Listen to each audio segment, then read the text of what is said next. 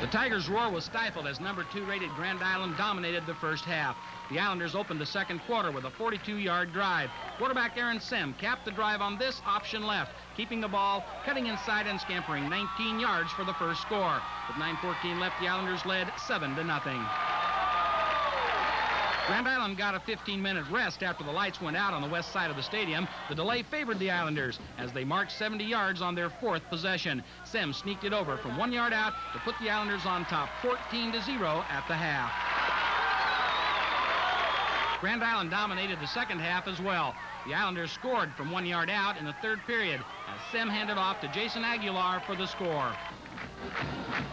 Aguilar scored again with 52 seconds left in the third on this pitch from Sim to put Grand Island up by 27. The Islanders went on to blank the Hastings Tigers 34-0. Jerry Stark, 1011 Sports, Grand Island. Meanwhile, another themselves as the number 2 team in the state with a win over Hastings tonight. We'll have highlights of that and other games and scores.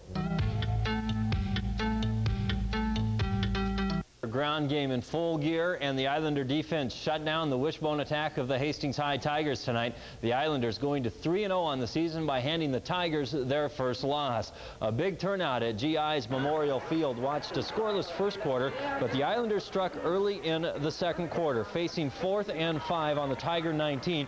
GI quarterback Aaron Sim keeps the ball around the left end, and Sim carries in for the touchdown and a 7-0 Islander lead. On the ensuing possession, Hastings faces a 4th and 1 on their own 48, and Coach John Pershey calls for the fake punt. Jim Previtt takes the short snap and gets the first down and then some. That play seemed to turn out the lights. Literally, half the lights at Memorial Stadium went dark before the next play could be run. That forces about a 20-minute delay in the activity. The Hastings drive stalled after that, and Grand Island took over and drove downfield. The running of John Wimhoff helping the Islanders ground out the yards. The drive ends with Aaron Sim diving over from the 1. Grand Island led 14-0 at halftime. Stacy Albers paces the Islander attack the second half. Albers ups the GI lead to 20-0 with a 1-yard scoring run. And still in the third quarter, it's Albers again carrying in from 9 yards out. That makes it 27-0 Islanders. Albers with 109 yards rushing. They added one more score in the final minute as Grand Island beats Hastings High tonight, 34-0, the final score. Kearney High School.